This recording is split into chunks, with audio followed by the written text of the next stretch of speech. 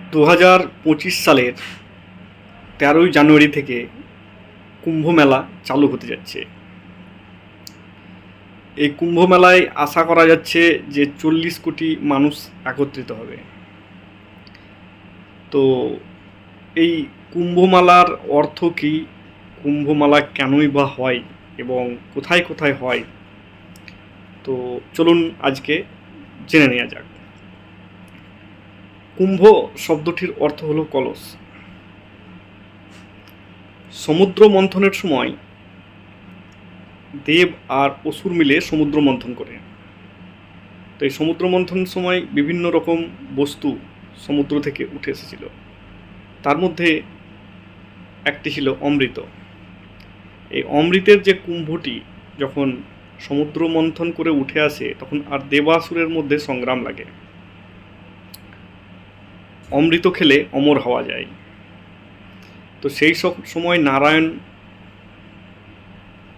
নারায়ণী রূপে, মোহিনী রূপে প্রকট হয়ে কৌশলে অমৃত কুম্ভটিকে বা অমৃত কলসটিকে সেখান থেকে সরিয়ে নিয়ে আসে।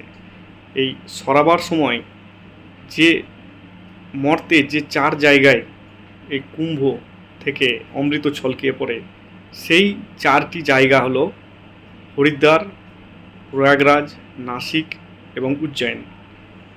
এবং এই সমুদ্র মন্থনে অমৃত বার হবার টোটাল টাইম লেগেছিল 12 বছর। সেই জন্য 12 বছর পর পর এই কুম্ভ মেলা, যে 4 জায়গায় অমৃত ছলকে পড়েছিল, সেই জায়গায় 12 বছর অন্তর কুম্ভ মেলার আয়োজন করা হয়। সেখানে নক্ষত্র যুগে বিশেষ এক এনার্জেটিক ফিল্ড এবং বিভিন্ন সাধু সন্তরা সেই ত্রিবেণী সঙ্গমে স্নান করতে আসে এবং পুণ্য লাভ অর্জন করে। তো আপনারা বুঝতে পেরেছেন যে এটা যে মাহাত্ম্য, সেটা হচ্ছে যে দেবাসুর সংগ্রামে যে অমৃত কুম্ভ বা অমৃত কলস উৎপন্ন হয় বা বের হয়ে আসে, সেটিকে দেবাসুরের সংগ্রাম থেকে বাঁচিয়ে কৌশলে নারায়ণ মোহিনী রূপে নিয়ে যাওয়ার সময় 4 জায়গায় যে অমৃত ছলকিয়ে পড়েছিল, সেই 4টি জায়গায় কুম্ভ মেলা, অমৃত কুম্ভের হিসাবে কুম্ভ মেলা হয়।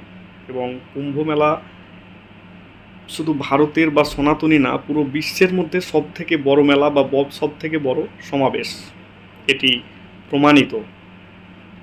এবার আসা যাক সায়েন্টিফিক রিজনে। এটা তো আমাদের ধর্মীয় মতে চালু করেছে, কিন্তু এর একটা সায়েন্টিফিক মতবাদ আছে। এটা বৃহস্পতি যে রাশিতে অবস্থান করে, সেই হিসাবে প্রয়াগরাজ বা উজ্জয়ন বা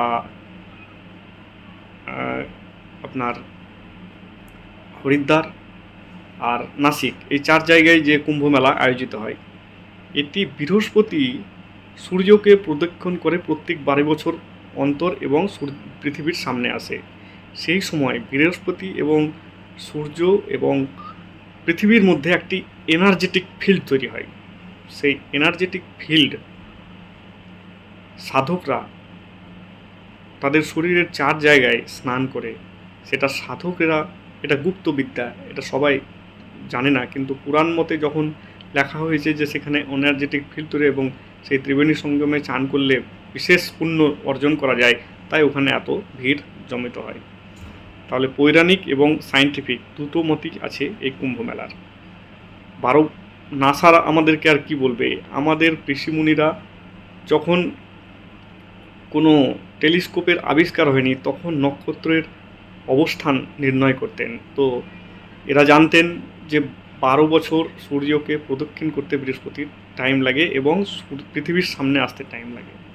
তো সেই হিসাবে বৃহস্পতির যে রাশিতে অবস্থান এবং পৃথিবীর যে জায়গায় তার প্রতিফলন বেশি, সেখানে কুম্ভ মেলা আয়োজিত হয়। এবং এইখানে গেলে আর সেই সব টাইমে যে লগ্নে যদি এই ত্রিবেণী সঙ্গমে স্নান করা যায়, তো সত্যিই একটা শারীরিক এবং মানসিক এবং আধ্যাত্মিক উন্নতির বিশেষ যোগ আছে, বিশেষ লাভ আছে।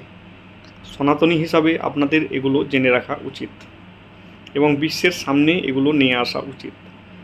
তো আপনারা অবশ্যই বুঝতে পেরেছেন যে কুম্ভ মেলার তাৎপর্য কী। এখানে তো প্রচুর নাগা সন্ন্যাসী, প্রচুর সাধু সন্ত, অনেক লোক এখানে সমায়ত হয়। এবছর 40 কোটি লোকের প্রয়াগরাজে ব্যবস্থাপনা আছে এবং আশা করা যাচ্ছে যে 40 কোটি লোক। আপনি চিন্তা করেন যে টোটাল ইউরোপের জনসংখ্যা হয়তো 40 কোটি, টোটাল আমেরিকার জনসংখ্যা 33 কোটি। তো একটা দেশ, কতগুলো দেশ এখানে জনসংখ্যা এখানে জড়িত হবে, তো কত বড়। আর এখানে যত সাধু সন্ত পৃথিবীতে আছে, শুধুমাত্র ভারতবর্ষের না, বাইরে থেকেও সাধু সন্তরা আসে। তো একটা এখানে এনার্জেটিক ফিল্ড তৈরি হয়।